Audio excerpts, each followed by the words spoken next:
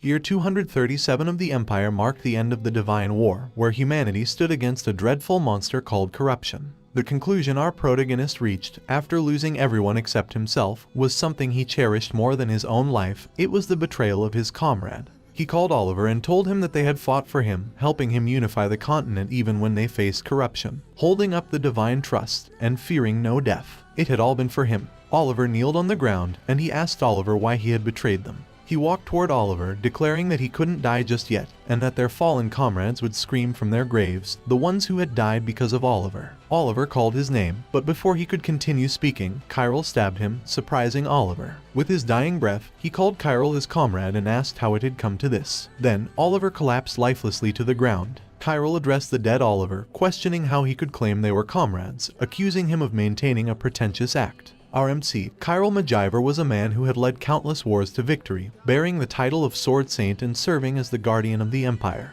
But now, on this day, Kyril McGyver had become a traitor who had slain the Emperor. The soldiers discovered him, branding him a traitor, and charged towards him to end his life. Someone behind him stated that he had become a traitor to the Empire. This person was Nar-Dai Mog, the Platinum Dragon. For 10 years, during the Divine War, humanity fought against the dreadful corruption. The 10 of them, including Kyril, risked their lives fighting for the Emperor. However, upon returning to their homeland after the horrific war, they were not greeted with warmth but with death. All of Kyril's comrades had been brutally killed by the Emperor's hand. Kyril believed that if he could change everything, he would even go to hell. Nar-Dai asked him what he would do now, with his comrades and the Emperor dead. He questioned whether Kyril would face his own demise just like that. Nar-Dai also pointed out that history would remember Kyril as a traitor who eventually betrayed the Emperor, someone who accepted dirty immigrants from the north. But the truth would remain hidden. It was the Emperor who had tried to assassinate the great sword saint, Kyril McGyver, betrayed by the person he had risked his life to protect.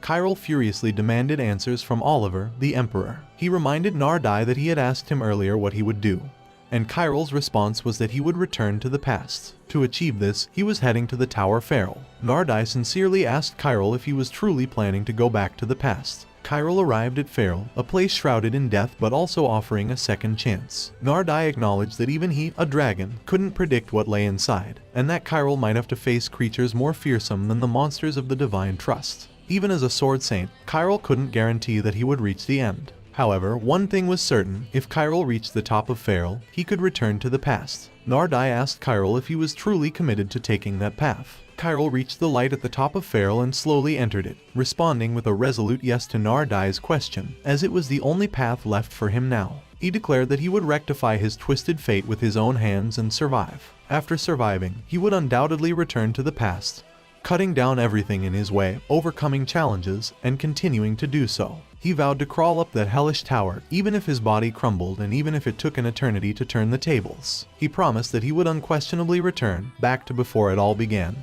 to the point where he could change the future. His past self welcomed him, and then he noticed shining clocks. Suddenly, someone called his name, awakening him. He looked around, wondering where he was, and glanced at his hands when someone asked if he was nervous. The man reassured him, and he was surprised to see his father's face, as he had been certain he was in Feral. He looked out of the carriage window and was astonished to realize that he was experiencing the moments he had longed to see again, and the landscapes he had missed dearly. Beyond the constraints of time's hellish grip, he was relieved that he had finally returned, presumably to the time when he had been adopted as a child by his father, Kruwell. He was ecstatic that he had safely returned before the Divine War commenced. Kruwell acknowledged that leaving his homeland must have been nerve-wracking and offered to help him settle into their home.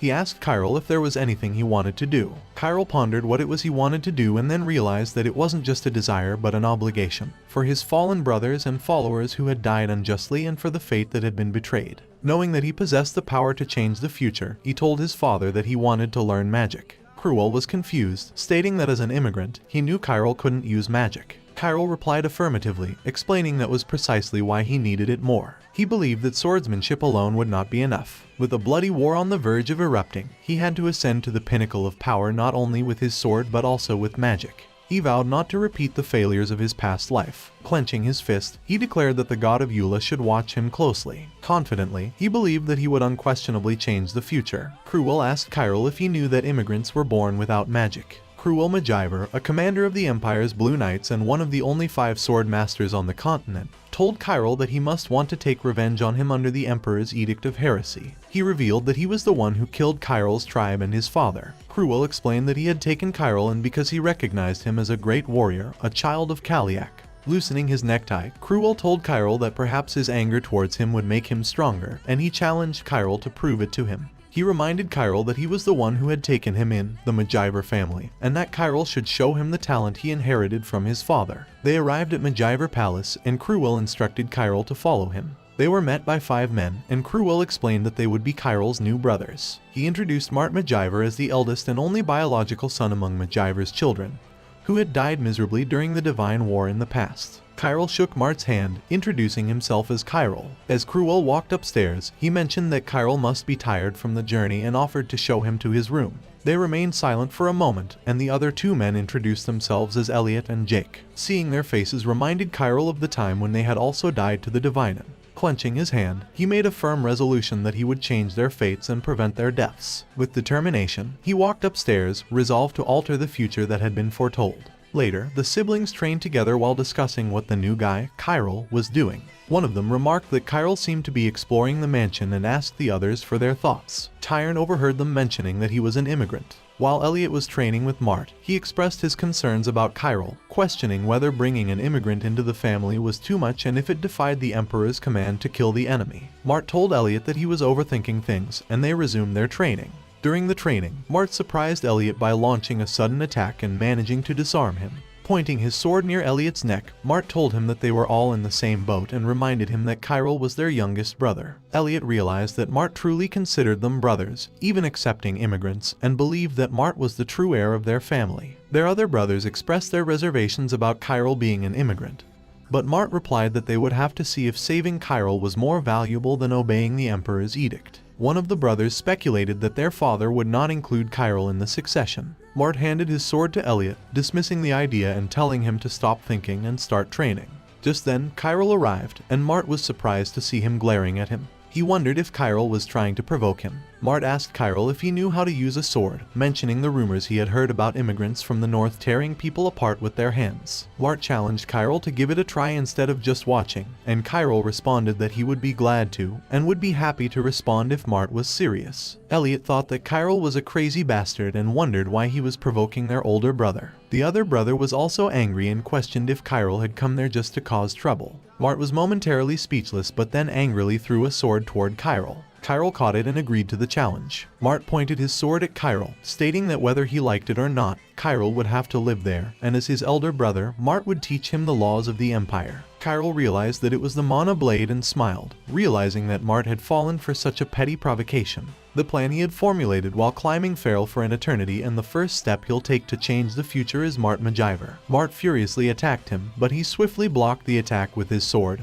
causing them both to retreat. He couldn't help but be impressed by Mart's skills. As an heir to the prestigious McGyver house, Mart's abilities were unquestionable. However, he remained confident that Mart's lack of real combat experience would be his downfall. He had no choice but to make Mart understand this. He warned Mart that if he didn't make the first move, he would. Mart's anger flared, and he charged toward him, hurling insults at him. Mart swung his sword, but once again, he skillfully parried the attack. Upon closer inspection, he noticed weaknesses in Mart's technique, despite his initial speed and sharpness. Retreating his sword, he launched a punch toward Mart, catching him off guard. The blow landed squarely on Mart's face, causing him to drop his sword. He knew that ultimately, Mart's lack of combat experience couldn't be overcome. Mart fell to the ground in pain, and Elliot, worried for his brother, attempted to attack him. However, Mart stopped Elliot and instructed him to stay put. Extending his hand to help Mart stand, he acknowledged that Mart was intelligent and must have realized his shortcomings. Mart, however, swatted his hand away, claiming that he had learned a lot.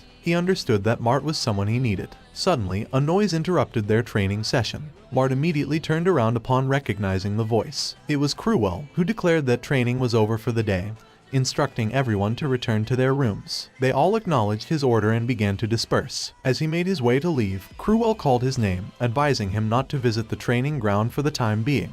He smiled in response, stating that he would do as he pleased. The scene shifts to another man commented to Kruwell that he seemed to have brought a troublesome individual. Kruwell explained that it was precisely why he had separated him from the other children, and he believed that Kyril would adjust eventually. He revealed that Kyril was the child of Kali, the chieftain of the Black Eye tribe, emphasizing that a lion doesn't give birth to a kitten. Curious, Kruwell asked the man for his opinion of Kyril. The man responded, praising Kyril as a true child of the Black Eye tribe, known for their exceptional swordsmanship. He possessed a sturdy skeleton, flexibility, and even the distinctive rhythm of the tribal warriors. The man believed that if anyone were born for the sword, it would be Kyril. Kruwell mentioned that if Kyril were an Imperial, he would likely have claimed the title of youngest swordmaster. Meanwhile, in his room, he knew that Kruwell would be leaving for the Imperial Palace in a week. Glancing at his reflection in the window mirror, he realized it was his only opportunity. He remembered Nardi's words, expressing surprise at how a mere human like him could handle a sword so well. Nardi had believed that he might even surpass his father soon.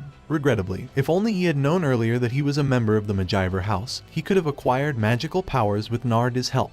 Grateful to Nardi for opening up a path he couldn't access before, he was determined to make the Hangop's fate that Nardi had taught him his own. The following day, Lady Isabel Escher, Kruwell's wife, confronted him angrily, questioning whether it was true that an immigrant child without any magical bloodline wished to learn magic. She worried that Kyril might have ulterior motives, suspecting that he knew her family had a long lineage of mages. He assured her that this was not the case, reminding her of the past when he was aided by Kali. He emphasized that Kyril was the son of his friend, Kali, and if Kyril desired to learn, the least they could do was not hinder him. He viewed it as a courtesy to Kali, even though he understood it was an impossible task. Later, they gathered around the long table for a meal. Lady Isabel addressed him directly, confirming that he was Kyril, and expressed surprise that he wished to learn magic, as reported by the Count. This revelation startled Elliot and Mart. Elliot questioned whether it was even possible for an immigrant to learn magic, while Mart scoffed at the idea, believing Kyril had lost his mind. Kyril retorted that it wasn't about learning but understanding magic.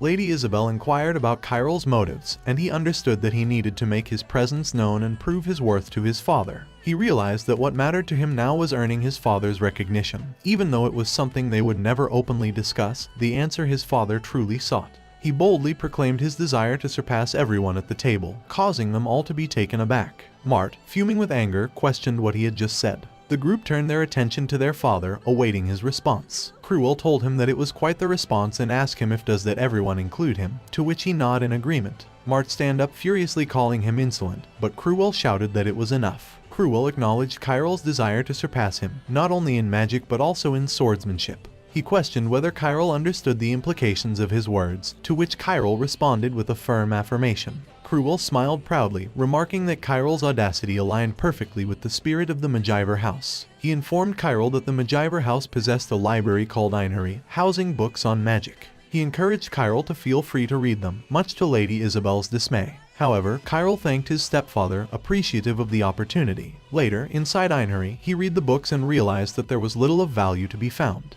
He questioned whether Kruwell truly believed that he could master magic merely by reading these books. He pondered whether Kruwell was playing a prank on him, but he recognized that a prank wasn't entirely out of the realm of possibility. Although he had treated Einherry lightly in the past, he knew that within its walls lay the key to his reincarnation, the heart of the dragon. Possessing it would grant him access to magic, a power he sought. Then, he suddenly remembered that he had asked Nardi how to obtain the power of reincarnation. Nardi had replied that he needed to consume the heart of a dragon. Pointing at Nardi, he asked if he meant his own heart, which caught Nardi by surprise. Nardi questioned whether he thought he was crazy enough to give away his own heart. He explained that to reincarnate, it had to be done before the age of 15, and for someone as old as him, trying to become a hero would be pointless. However, he mentioned that if he could go back in time, things might be different. Fortunately, he had been adopted into the McGyver family, where a hidden dragon's heart was rumored to lie. He shared the information that the only place to find a dragon's heart was in Einherry. Determined, he clenched his hand and promised Nardi that he would make good use of it. A week later, Kruwell asked a man if Kyril was still spending time in the mansion's backyard.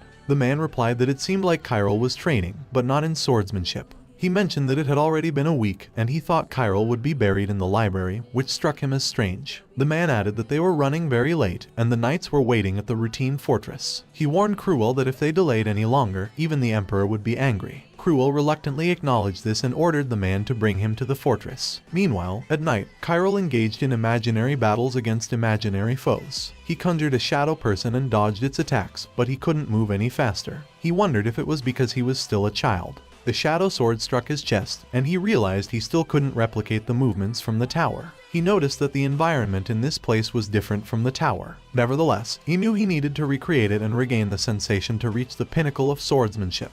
However, he also understood that there was no need to rush because the experience he gained in the tower wouldn't disappear, and building his body was more urgent. Suddenly, someone called out to him, reporting that the butler was there. The man informed him that the master had called for him. Kyril clenched his hand, relieved that Kruel had finally called him. A few minutes later, he arrived at Kruel's office. Kyril mentioned that he heard he was called, and Kruel asked him to sit down. Kruel inquired about the peculiar training Kyril had been doing. Kyril replied that he was simply working on building his body. Kruel then informed him that the next day they would be leaving for the Imperial Palace, and Kyril would have to leave the mansion for a while. He handed a sword to Kyril, explaining that it was a relic his father had left for him. Kruel remarked that he thought Kyril would have spent more time in the library by now and asked if he wasn't curious. Kyril replied that he just didn't think the time was right yet. But the truth is that he had been waiting for Kruel to leave the mansion before exploring the library. The next day, Elliot called Kyril an unlucky fool and wondered if Kyril believed he had become something special. One of his brothers cautioned Elliot to be careful with his words since he is also a noble.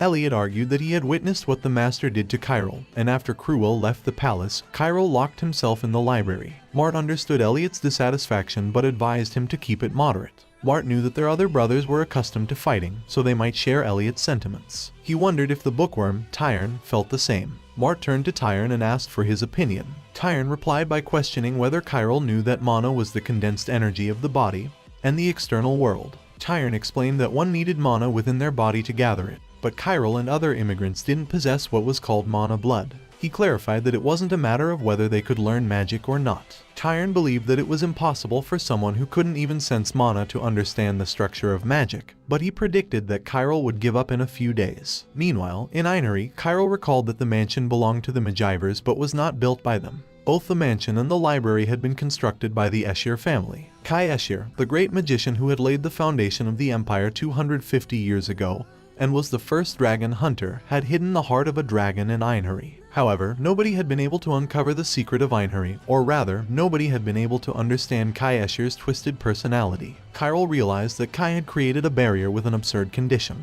The more he investigated, the more amazing it became. He noticed that all the books that were related to the Edict of Heresy from 250 years ago. He reached out and pulled one of the books, and suddenly the bookshelf shifted, revealing a hidden door. He had found it. Standing before the door, he knew that Kai had designed it so that only those without mana could find it, and he had made it undetectable by the citizens, right in the middle of the empire, so it could survive all that time. With anticipation, he twisted the doorknob, acknowledging Kai as an incredible human who had been recognized by the dragons. It was said that you're a great magician if you had managed to open 8 out of the 12 mana points in body, but Kai opened 9. Even so, Kai can't compare to a dragon, and no matter how amazing he is, a human can only have one attribute. Then he saw a small chest inside, knowing that the heart of a dragon contains all attributes. If by some chance a human consumes it before turning 15, and if they can absorb the power within the dragon's heart. Kyril made a bold decision and placed the dragon's heart in his mouth and swallowed it, fully aware that the act itself was a gamble and surviving after consuming a dragon's heart would be nothing short of a miracle. The pain surged through his body, and he found himself coughing up blood, realizing the magnitude of the risk he had taken. In that moment, he understood that it would be best to abandon any what-if thoughts. The power contained within the dragon's heart was simply not meant for humans to handle.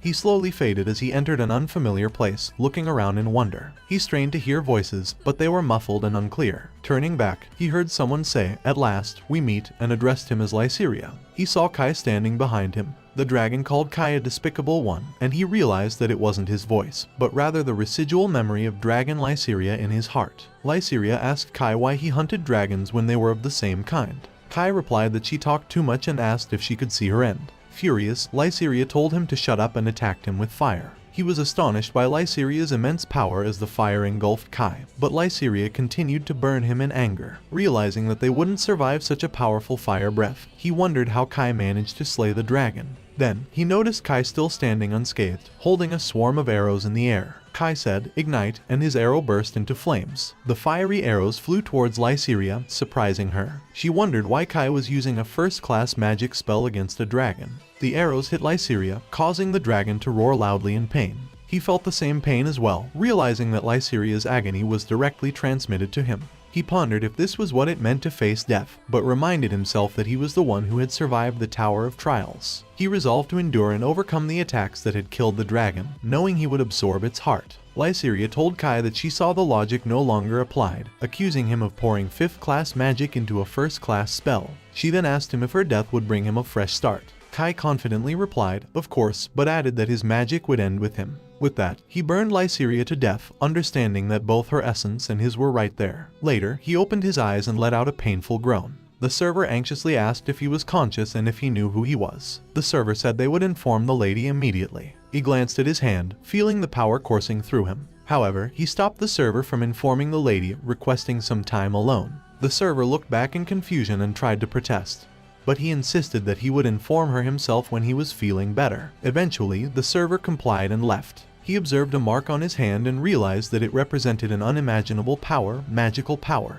He knew his plan was about to unfold. Later, the server advised him to rest more, mentioning that if Jake hadn't found him, it would have been a disaster. He knew that Jake was his 5th brother and not particularly interested in martial arts, so his fascination with the library was not surprising. Expressing gratitude, he asked the server how many days he had been unconscious. The server replied, a week, surprising him. He inquired if anyone had come to see him, and the server confirmed that someone from the palace had visited, though unsure of the reason. He recalled that the royal family usually sent an edict to McGyver once a quarter unless there was a special circumstance. He realized that something important must have happened during his time of rest, causing him to miss it. He assured the server that he understood and instructed him to leave. He believed it was best to keep his recovery a secret for now and avoid attracting his brother's attention. He then considered the magic power that had settled in his body and pondered how to wield it. Activating it, he commanded it to move, and his magic power complied, confirming that he had indeed gained magical abilities. Amazed, he looked at his hand, realizing that the immense magic power he possessed couldn't be compared to that of an ordinary magician.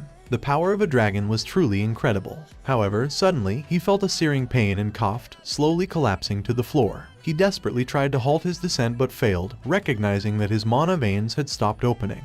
With determination, he shakily stood up, knowing that out of 12 veins, only 2 had opened. He realized he needed to open 10 more. Standing firm, as if he hadn't just experienced pain, he told Eula to wait for him because his journey was beginning now. He took a deep breath to calm himself down, realizing that the overwhelming magic power within him was on the verge of overflowing. He understood that his body's blood veins were unable to handle it, and if he couldn't control the surging magic, it would eventually lead to a catastrophic explosion. Realizing he needed a weapon capable of containing that immense power, he looked at the sword given to him by Crewell. He knew that it was an impossible task for a human, as the blood veins alone couldn't handle it. But he reached for the sword named Agnel, his real father's legacy. Pulling it out from its shelf, he activated his magic towards it, knowing it was a weapon of the immigrants, capable of withstanding such magic. A smile formed on his face as he proudly believed that these conditions were enough to lay the groundwork. Later, within the forest, he gathered his magic power and swung the sword at the trees in front of him, effortlessly breaking them in half. Looking at his sword, he understood that it wasn't on par with the mana blades of the Imperials. Instead, it held the pure magic of a dragon, devoid of any attributes, an aura blade. In the past, those who could infuse 4th-class magic into a mana blade and reach the pinnacle of swordsmanship were called sword masters. Those who reached the pinnacle of the sword called him a sword saint, even after he couldn't use the mana blade. He wondered how they would react if they saw him now. Suddenly, he coughed and felt a sharp pain coursing through his body. He knelt to the ground, realizing that even by briefly using magic, the pain was excruciating. It became evident to him that he couldn't freely wield his magic with just 2 blood veins opened. He knew he needed to find a way to stabilize his blood veins. Determined, he stood up, understanding that until he opened 10 more blood veins, he would remain a half-baked existence. Despite his unease, there was nothing particularly noticeable, no matter how much he searched Einherry. He knew Kai had hidden something there, preventing anyone from finding it. The fact that the dragon's heart had been concealed there implied the presence of something else hidden within Einherry. All he could do was continue searching through Einherry. Suddenly, a server called out to him in a panic, and he smiled, knowing that it seemed the incident was about to unfold. What needed to happen always happened.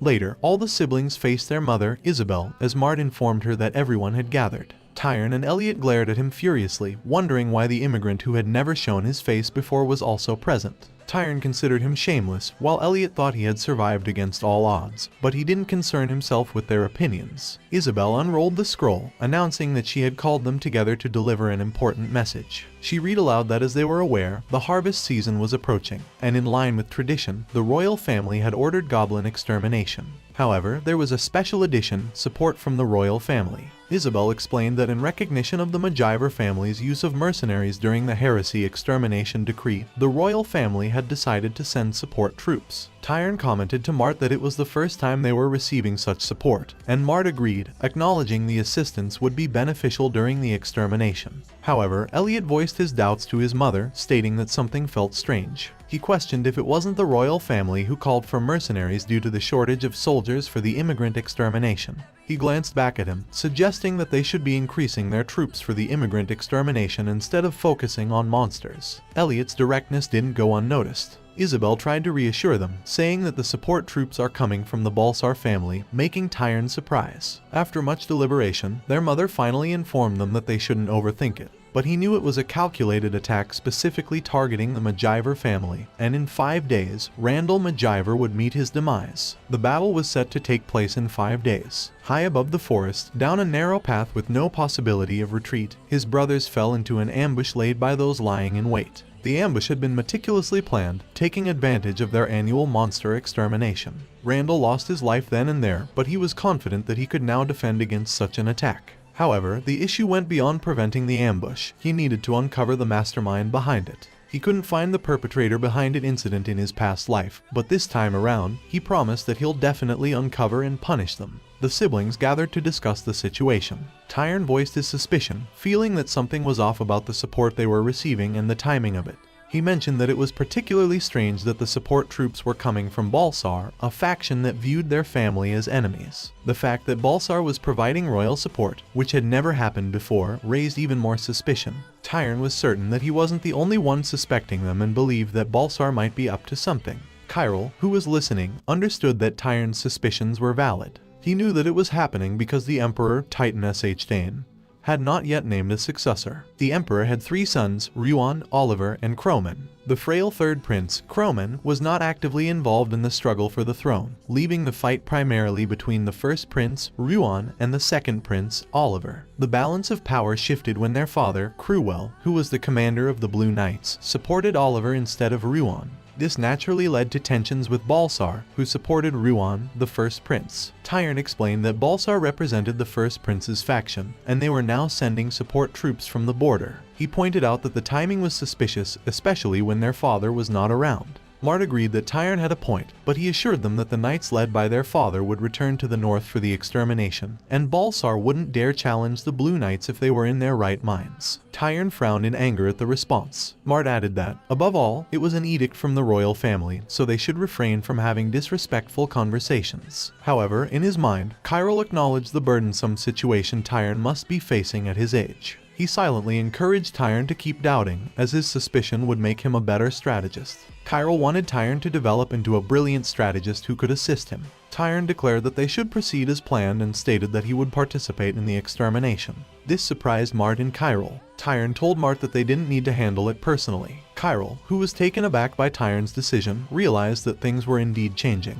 Elliot and Randall offered to accompany Tyron, but he told them that if he needed an escort, he would take Randall and Kyril with him. This shocked Kyril, and the 2 brothers were both angry and speechless. However, they agreed, and Kyril advised them to start preparing as well before leaving the room, leaving his brothers behind. As he walked, he marveled at Tyron's impressive decision-making skills. He recognized that Tyron had chosen the support troops that would naturally arouse suspicion. In this situation, they couldn't send Mart, who was the first in line to succeed. Tyron had played 2 cards, Randall, who was trustworthy, and himself, the expendable one with little regard for life. He understood that as the newcomer and outcast in the mansion, Tyron wanted to observe him up close and find out the truth for himself. Tyron intended to find the answers on the battlefield, and he thought it was an excellent plan. In his previous life, Tyron hadn't participated in the extermination, so he knew that things were changing. He confidently believed that even the disaster that began with Randall's death and the future itself would change. He swung his sword back and threw it hard toward the forest, then immediately ran to catch it, cutting through the trees in his path. He balanced himself to stop, and the trees he hit exploded into pieces in the air. He thought that he had no intention of just watching as events unfolded. With his own hands, he would directly change the future. 5 days later, the Knights of Balsar greeted the members of the McGyver family. The leader of the Knights of Balsar introduced himself as Arden and informed them that, in accordance with the royal order, 500 Balsarian troops had arrived to aid the McGyver family. Mart thanked Arden, acknowledging the difficulty of defending the border and expressing gratitude on behalf of their father, Crewell. Arden bowed and accepted the gratitude, but privately thought that Mart didn't seem particularly threatening.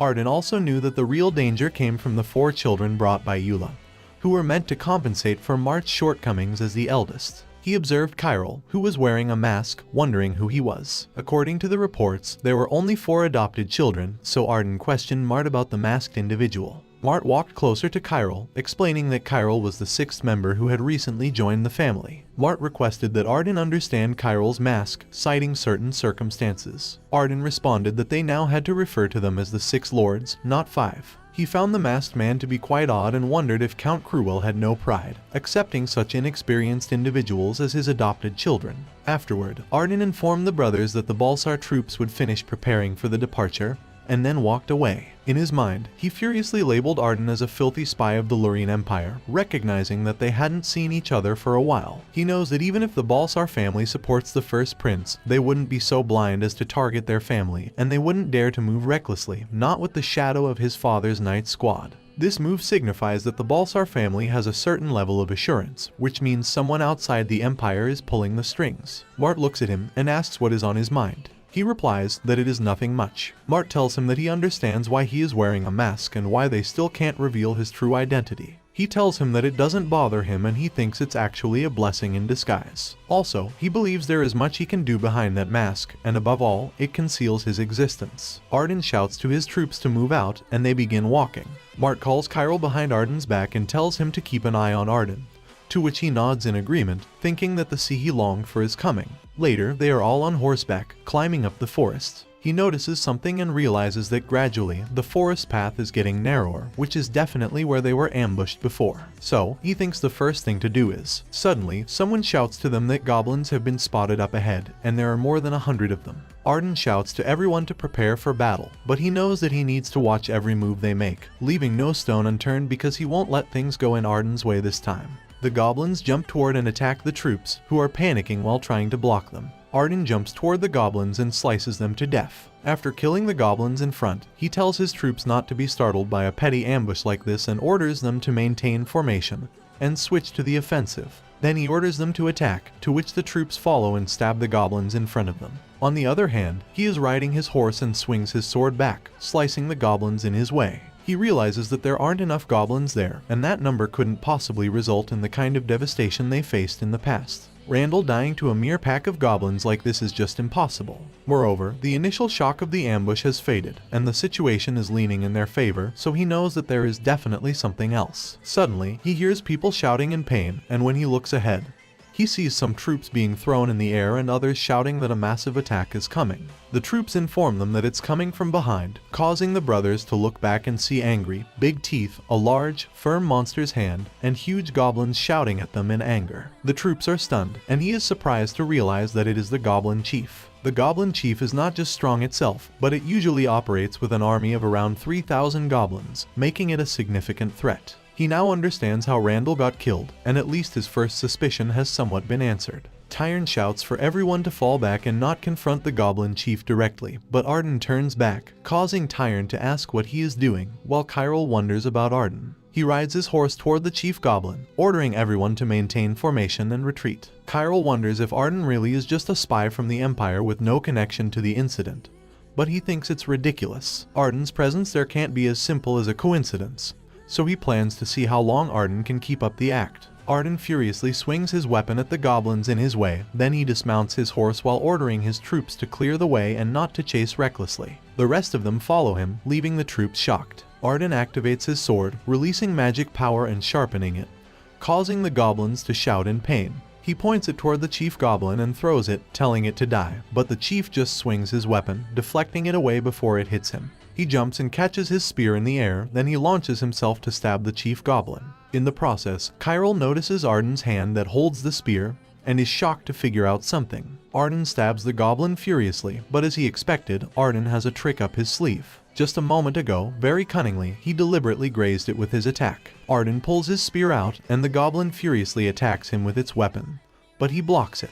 However, the force of the attack throws him to the ground, causing the troops to worry. The chief goblin turns around, grabs one of the goblins, and walks away. Arden orders his troops to go after them and not spare anyone. As he watches Arden, he understands why no one noticed it. With the excuse of chasing the goblin chief, Balsar's soldiers are driven from the battlefield. When only the goblin soldiers are left, they will execute an attack when everyone has let their guard down. He praises Arden for his nice strategy. He has already understood all of Arden's schemes, and after Arden attempted to fool him with his poor acting, suddenly Tyrn calls him and suggests that they should leave all the others to Arden and focus on guarding the area. However, he tells Tyrn that he's not going after the monsters but rather after Arden. Later, they are near the top of the forest, and Arden stops and looks around. He thinks it will do and tells the soldiers that he will go after the goblin chief while they split into two groups to take care of the remaining goblins. One of the higher-ranking soldiers asks him if he's going alone, and Arden replies that if there is a goblin chief, it means there are also masterminds or sorcerer taking care of everything. They need to completely clear out all the remaining goblins. He then asks the man if, by any chance, he doesn't believe that he can finish them all by himself. The man apologizes and says he didn't mean it that way. Arden leaves, saying that the rest are going to be just a little bothersome for him, thinking that it's okay whether it's a little or a lot. Later, he stops somewhere in the forest and says that it should be easy, looking at the chief goblin in pain and the other goblins. He dismounts his horse and tells the goblins to come to him, saying that he'll beat them all by himself. Then a man welcomes him and tells him that they have been waiting for him. He tells the man that the little ones from the McGyver family turned out to be good at fighting and asks the man to tell the chief goblin to go away. The man tells the chief goblin that it can leave. Suddenly, someone says, "So it was the tangent spot," making Arden look back in shock, asking who it was. Kyril tells Arden that he has been fighting too hard and that he should at least try to give them the right context details, as the route was problematic as well. He then says, "Wooden cloud," surprising Arden and causing him to ask how Kyril knew about it. Arden points his spear at him and asks if he is of the same kind or an accomplice. Kyril replies that it's a shame, and he really doesn't know him. He tells Arden that he is there to check and confirm because he also hasn't received any reports about him. He doesn't care if Arden believes him or not, but he also has business with the McGyver family. He asks Arden if he's following what he is saying and called Arden's full name. Arden realizes that Kyril knows his full name and wonders if he is really from the cloud. Then he explains that the man is controlling the goblin chief, meaning that he must have spent a lot from the route, and he bets the sorcerer are hiding around that area. But Kyril apologizes and tells that he was being too much and should have been more careful, as clouds should protect their own secrets. He hopes that Arden understands since it's a special case, to which Arden nods in agreement. Kyril tells him that he has responsibilities to complete as well, and the branches should just do what they were asked, while the stems are responsible for reporting to the roots. Hearing this, Arden is sure that Kyril is one of them. He tells Kyril that on the opposite side, there are goblins hiding and waiting to execute an ambush. When he gives the signal, they will move to the McGyver soldiers' location to attack them immediately. Arden also tells him that the charm from the root will help them control the goblins and send signals, and the charm will take care of it all. He walks closer to the man who's holding the charm, saying that it's a relief to hear that the charm will handle all of those tasks by itself. Then, unexpectedly, he pulls his sword out, but before Arden can stop him, he cut the sorcerer's hands in instant and look back at Arden. Arden angrily asks him what the heck he just did. Kyril simply tells him that they now have more time and asks if they should take care of them one by one. Arden asks him where he came from, but Kyril walks closer to him, saying that he has a fantastic opponent there. He is glad that finally, after all that time, he has an opponent with whom he can fully radiate his charm. Arden thought he had never seen a mana blade like it before and wondered what its attributes could be. He also knew that it was an unknown entity, with both its attributes and identity shrouded in mystery. He pondered where it had come from and whether it was associated with the Tyros Union or the Istria Confederation. Kyril jumped towards Arden, intending to attack, but Arden blocked the strike using his spear. Angrily, he glanced behind to see where Kyril was heading. Kyril landed on a branch tree and swiftly leaped past Arden, surprising him with his speed. Arden watched in shock as Kyril leaped towards the chief goblin. The chief goblin shouted, brandishing its weapons to block the attack, but Arden swiftly cut the goblin in half with his mana blade, causing it to fall to the ground in 2 pieces. Witnessing Kyril take down the chief goblin in a single strike, Arden was shocked and wondered what kind of monster Kyril was and where he had come from.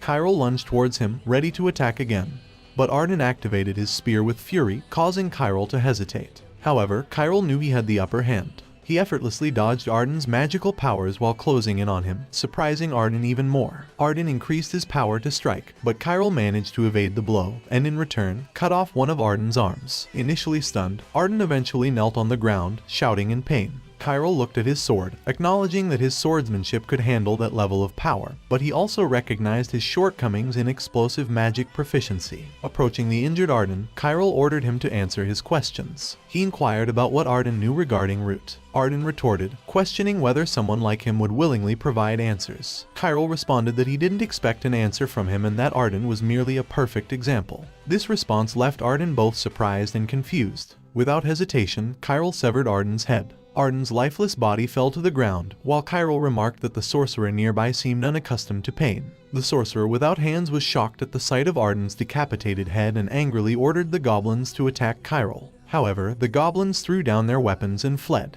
The sorcerer turned back upon hearing Kyril's commanding voice and was told to listen carefully. Kyril informed him that he would only ask once. Later, Kyril descended to where his brothers were, with the sorcerer tied up behind him. Tyrn dismounted his horse and anxiously called out Kyril's name, asking what had happened. Tyrn also inquired about the fate of the goblin chief and the whereabouts of Lord Arden. Kyril replied that they were ambushed by goblins and sadly, Arden had been killed by the goblin chief. He then showed them a bloody object he was holding, leaving Tyrn confused, prompting him to ask what it was. Kyril threw the sorcerer to the ground and explained that it was not a simple ambush, but an assault to subjugate the McGyver family. He revealed that the man in front of them was the sorcerer controlling the goblins, and upon verifying his identity, they discovered he was from the Lurien Empire. He informed them that with their command structure in chaos, the goblins were likely confused. It was crucial for them to make a decision as leaving the goblins unchecked would cause immense damage to nearby villages. Tyrn and Randall were left shocked and speechless upon hearing his words. Kyril called upon the lieutenant of the Balsar family, who responded promptly. He informed the lieutenant that their commander was dead and asked if he would assume command.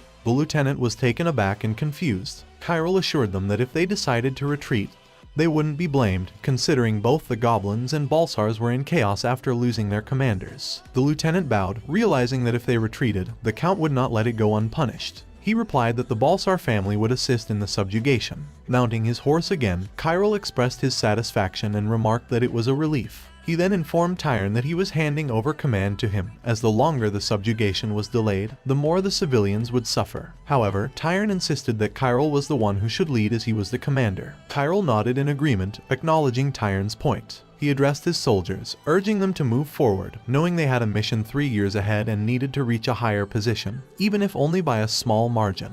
He understood that if he couldn't attain a position where he could assert his will and dominance, he wouldn't be able to achieve anything. He realized the importance of getting to the capital as soon as possible, as the future was already beginning to change. Later, they encountered the monsters, and Kyril believed that remnants without a commander were nothing. He launched an attack on the goblins, ordering the soldiers to charge at full force, leaving Tyrn wondering how on earth he was supposed to explain this. Tyrn knew that Kyril couldn't even use magic, so he wondered how he could fight with such prowess. Randall told him that Kyril was more than they had initially thought and that they were wrong in their assumptions because Kyril was a monster. Randall also mentioned that once Kyril reached adulthood, even the word monster wouldn't be enough to describe him. Meanwhile, in the palace, a man informed Kruel that Kyril had done an excellent job. Kruel replied that he had heard about it and that they had even captured the spy. The man proudly stated that if Kyril hadn't been there, not only the young masters but the territory itself would have been in danger. He mentioned that since the news had reached their majesty, it was likely that the spy would be sent to the Imperial Palace soon. Kruel remained silent and asked the man if he thought their majesty would invite Kyril to the palace. Kruel knew that their majesty was already old and wouldn't have any interest in a 12-year-old kid. However, the problem lay with the princes. He understood that they would carefully consider Kyril and didn't know if they would keep him on their side or get rid of him. Even if their majesty was the one to call for Kyril, they wouldn't be able to let him go easily. Meanwhile, in the forest, Kyril knew that now that he had been to the capital of the empire, everything was getting complicated because he was an outsider. However, he was alright with that as he had come up with another plan. He approached a carriage. Inside, he called for the sorcerer named Baker and told him to wake up. He instructed Baker to listen carefully from now on and to tell him everything he knew. Kyril assured Baker that it would make things a little easier for him. Baker complied and told him everything. Kyril asked if it was the truth, and Baker replied that he had told him everything he knew, begging him to spare his life. Kyril informed Baker that he would be sent to the capital and tortured there, shocking Baker. Kyril explained that the pain of having both arms cut off would be nothing compared to the torture that awaited him. He mentioned that the supervisor of the torture chamber enjoyed cutting people's flesh, and that even if Baker confessed everything, the torture wouldn't stop. Baker would go through hell for several months before meeting a miserable death. Then, Kyril handed Baker something and asked if he wished for leniency. Baker recognized it as dwarf ginseng, but Kyril explained that he was giving Baker a chance to die by his own hand, as it was the last thing he could do. The next day, they returned to their place, and the people were celebrating their victory, wishing them a long life. Tyron told Kyril to be more confident because he was also the son of McGyver, and it was only natural now that he had made the greatest contribution. Randall told him that he should be at the front line, but Kyril responded that it didn't matter to him, causing Randall to call him cheeky. Kyril looked at his brother, realizing that they had become much softer since they were together. Unlike in the past, he wondered how Randall's survival would affect the future. Tyron mentioned to Randall that he should prepare himself, as now that the incident would be known in the capital, their majesty might summon them. Randall pondered why he was going to the palace when Kyril was the one who had made the greatest contribution to their expedition. But he soon understood that Kyril was an outsider and couldn't go to the palace. He thought that if Kyril couldn't go, then he had no right to go either. Compared to what Kyril had done, his own achievements seemed insignificant. He wondered about the source of Kyril's confidence, knowing that Kyril must understand better than anyone else that being an outsider had its limitations. He questioned how Kyril could be so confident. Randall also pondered over the fact that if Kyril could overcome those limitations, then he should be able to as well. He promised himself that someday he would be like Kyril. Later, he knocked on his father Cruel's door. Cruel welcomed him and praised him for his great job. However, he responded that he was just lucky. Cruel acknowledged that getting lucky was also a skill and mentioned that not only had he caught the spy, but he had also saved his brother's lives. He informed him that the news about him had already spread through the palace and that a message would come from the capital looking for him. Unfortunately, Cruel couldn't inform the Imperial Palace about his origin, so he was considering sending Tyron and Randall instead. He replied that it was fine with him. Cruel thanked him for his understanding and told him that in exchange, he could ask for anything he wanted. He requested a passing permit, surprising Cruel. Cruel asked if it meant that he wanted to leave the mansion, and he confirmed it. Cruel inquired if he didn't like living there or if he was disappointed. He clarified that it was not the case and explained that he simply wanted to see a wider world. He understood that gaining freedom was crucial for him to be involved in future events. Cruel informed him that if that was what he wanted, he could have it and showed him a stamp. He explained that it was a stamp given only to those who carried a mission from him, allowing them to pass all the Empire's checkpoints. However, his identity could not be known. Cruel apologized for not being able to give him credit for his hard work, but he expressed that it should be more than enough for him. Suddenly, someone shouted to Cruel, informing him about a big problem. The man told him that the prisoner had killed himself, leaving Cruel shocked. He asked the man to repeat what he had said, but Kyril simply smiled. The man explained that he found dwarf ginseng next to the prisoner's body and had searched the body himself multiple times. He apologized, and Cruel told him not to be too hard on himself, acknowledging that it was hard to believe he made a mistake. The man informed Cruel that they were in a difficult situation and that representatives from the Imperial Court would arrive soon. He also reminded Cruel that this was supposed to be his first official duty. Cruel replied that the important part was not that, but rather they would likely be reprimanded for not properly managing the prisoner. Looking at the corpse, Cruel knew that it was a situation where those who deserved recognition were being overlooked, and he found it liberating.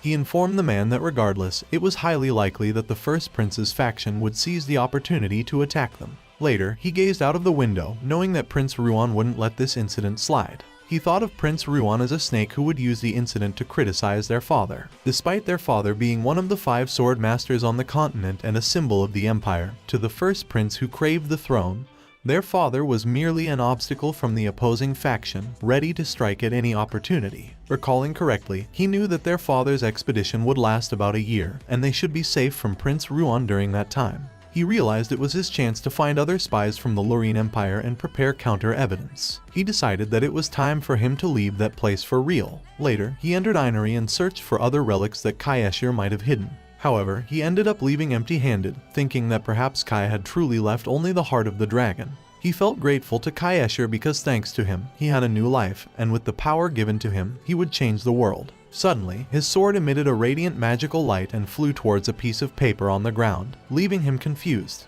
He picked it up, wondering if it was reacting to his magic. Upon opening it, he realized it was the paper that had been inside the box where he found the heart of the dragon. The paper read, "If you fear death, give up your search," making him wonder if it could be the key. Suddenly, the paper floated in the air, surprising him, and then tore into pieces, with the words floating in the air. He realized it was reacting to his magic. The words swirled around him, and he marveled at Kai because it meant that Kai had hidden something more. The letter addressed him as a stranger and welcomed him. Kai wrote that only the one who had seized the power within the heart of the dragon and had mastered the dragon tongue magic could trigger his magic. Kai referred to him as the greedy one who had returned there, and he seemed to appreciate people of his kind. He gripped his sword, realizing it was a doubly hidden treasure, and that he had fulfilled such strict conditions. Kai told him that dragon's magic was pure magic, a power that no one else possessed, even something Kai couldn't attain. How he would develop that power was something only he would know, and he should naturally use his magic in the way he was most familiar with. He replied that he had chosen the sword, but Kai told him to remember that the things he was most awkward with would lead him to the ultimate truth, leaving him wondering what Kai meant by that. The magic inside him emerged from his hand, and Kai confirmed that it was magic. Then Kai revealed that he had another gift for him.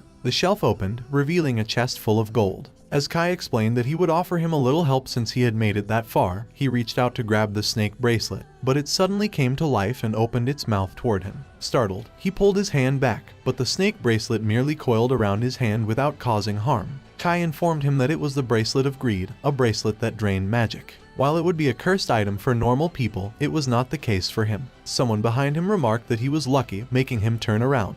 It was Kai, who told him that without the bracelet, he would not be able to control the surging magic blood, and he would probably explode and die within a month. Kai congratulated him on receiving his gift before his impending death. He was shocked to hear that, but Kai added that he was the only human who had ever reached the 8th class, but he attained the heart of the dragon, something even Kai couldn't achieve. Kai also told him not to be satisfied with just that and to surpass him, as the one who had survived even after consuming the heart of the dragon.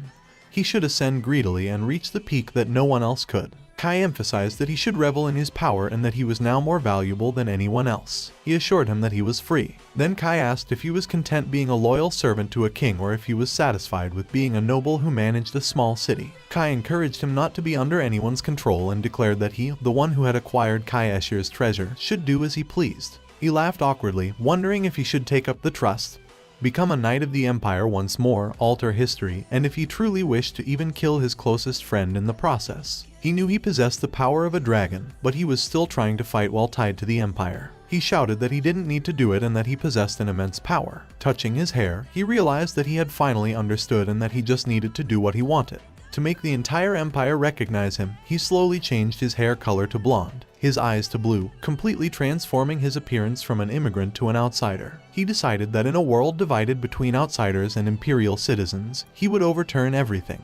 He also promised Oliver that the day they met again, he wouldn't kneel before him but meet him with an equal gaze. Stepping out of Einery, he told Kai that he was right and that he wouldn't be under anyone's control from now on. Meanwhile, in the Grand Imperial Garden, there was a man who approached Brynn and asked for his opinion on a matter. Brynn Einik, the Prime Minister of the Empire, replied that he believed it was too early to judge because there wasn't enough information yet. Brynn also spoke to Ruan Stellan, the Crown Prince of the Empire, and expressed his concern about their spy's death. He emphasized that negligent officials should be held accountable. Ruan was surprised by the aggressive move from the Lorraine Empire, especially since it occurred in the territory of the Imperial Sword of Kyril McGyver. Brynn explained that the Lorraine Empire saw their own empire as a threat and expected such a move. He added that their empire had made many enemies and was considered the loser of the continent, leaving them with no choice but to deal with the situation. Brynn suggested investigating if the incident was related to the southern kingdoms of Astan, Trabanel, Penria, or even the three kingdoms in the east. Ruan took on the responsibility of handling the situation. To divert the conversation, he mentioned hearing that their spy had been caught by a child. Brynn responded that the child in question was Crewell's newest pupil, who was only 12 years old, remarking that it was impressive. Brynn also noted that it was remarkable for Kyril to have taken in such a talented child, but it was unfortunate that the child had different aspirations. He suggested that if they could gain the child's cooperation early on, they could easily make him one of their own. Ruan agreed, mentioning that not all children followed their father's will, just like them. However, Brynn sensed something strange about the situation, and Ruan asked what it was. Brynn revealed that the sixth son of the Viscount who caught the spy was not currently at his mansion. He asked Brynn if the palace had taken him in. Before Brynn could respond, someone called out to Ruan, making him angry. It was Oliver Stellan, the second prince of the Empire, who had come to pay his respects. Ruan expressed his disinterest in such formalities, stating that they had never cared about them before. Oliver informed Ruan that it seemed the palace would be empty for a while, prompting Ruan to ask him what he wanted.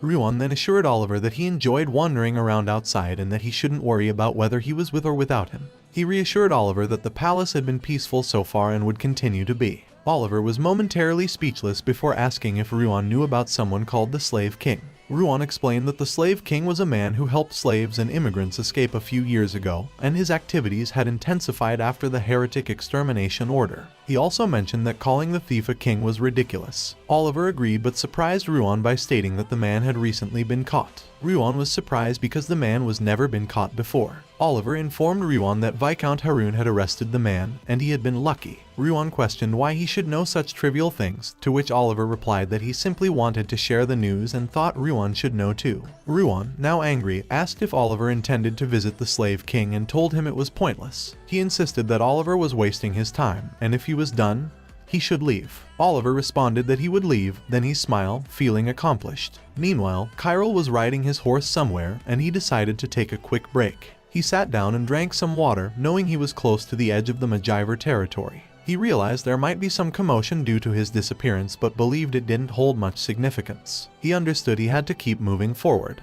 His first goal was to gather evidence of Lorraine Empire spies within the next 6 months. His second goal was to learn advanced magic. He acknowledged that the magic book and Inery only contained low-level spells, and although he hadn't fully tapped into his magic blood veins, he could still use magic thanks to his bracelet. However, he needed to find a proper place to study advanced magic. He recalled the ivory tower of the Dawn Society, closely associated with the royal family, and the immortal antiquarian Grand Library, focused solely on magic. However, he knew both places restricted access to their own members. He shook his head, realizing he couldn't do anything about it. Suddenly, a thought struck him, and he realized there was one more place, the lair of his former comrades, Platinum Dragon Nardai Mog. However, he understood it was too far away, and Nardai was still asleep. Moreover, the guards protecting the lair were too formidable for him. Therefore, his top priority was to improve his skills and build his power. The place he was heading to now would serve as his stepping stone. The Free City, the only city on the continent without a king. Eventually, he arrived at the port city of Piesta, where he witnessed a bustling scene of people trading goods in the port. He acknowledged that if it weren't for his success in defeating the goblins earlier, the place might have been destroyed. He overheard a man talking excitedly to his friend, sharing that they had secured a contract to supply the knights who had arrived, relieving their business worries for a while. The friend asked about the knights' identity. The man replied that they were from the Rye Knights, surprising the friend. The Rye Knights were responsible for guarding the eastern border of the Empire, and news of the conspiracy in the Lorraine Empire had only broken a day ago. Therefore, the friend wondered why the knights were mobilizing so quickly. Kyril knew that the Rye Knights remained neutral but also supported Oliver. He speculated that there might be other plans in motion that he wasn't aware of, considering investigating further. He sighed, realizing that he currently had limited options and didn't want to cause trouble without reason. He decided to stick to his own plans for now. As he looked up, he noticed the Merchant Association building. Ascending the stairs toward the Merchant Association, he knew that to reach the Free City of Todor, he had to pass through the Pawnane River, which ran across the continent. Crossing the rapids and facing the monsters in the river would be challenging. Additionally, only one sailor could take him to Tartar through that river. Inside the building, he approached the lady at the desk and expressed his search for a guild or an upper-class individual who could guide him through the Pawnane River to Tartar. He handed her a bag of gold coins. Apologizing to Elliot for using his savings, he understood that creating an upper-class guild was impossible given the imminent war. The lady, however, apologized and pushed the gold back to him, explaining that there were no merchants traveling the route he mentioned. This surprised him, and he asked the lady to repeat what she said. Behind him, two men laughed and teased him. Angrily, he demanded an explanation from the lady, questioning her about Sue and Hajar traveling with the Rabart Guild Gyphon Groot. To his surprise, the lady claimed to have never heard of the Rabart Guild. The teasing men behind him mockingly asked if he had just woken up from his mother's lap and stated that going to Tartar through the Pawnane River was suicidal. They further mentioned the lawless harbor ruled by the Golden Lion, wondering who in their right mind would willingly go and die there. Confused about the situation, he turned back to the lady and inquired if it was true that there was no Rabart Guild and that she hadn't heard of Sue and Hajar. She affirmed that the Piesta Merchant Association was the only one present, and they had no knowledge of any Rabart Guild or Suin Hajar. Leaving the building, he recollected that when he first met Suin, the latter was already the leader of the Rabart Guild. At that time, he was 15 years old, and it was 3 years from now on. He wondered how the guild could have grown so rapidly and become widely known in just 3 years. Suddenly, he heard shouting from a nearby location and noticed a crowd of angry people berating someone for helping immigrants. He managed to slip through the crowd and witnessed a soldier kicking a man. To his shock, he recognized the man being kicked as Suan Hajar and wondered why he was a prisoner. Well guys, that's the end of the video. If you like this video, comment part 2 in the comments section. Also subscribe to the channel, hit the bell and like the video. Thank you for watching and see you next time again.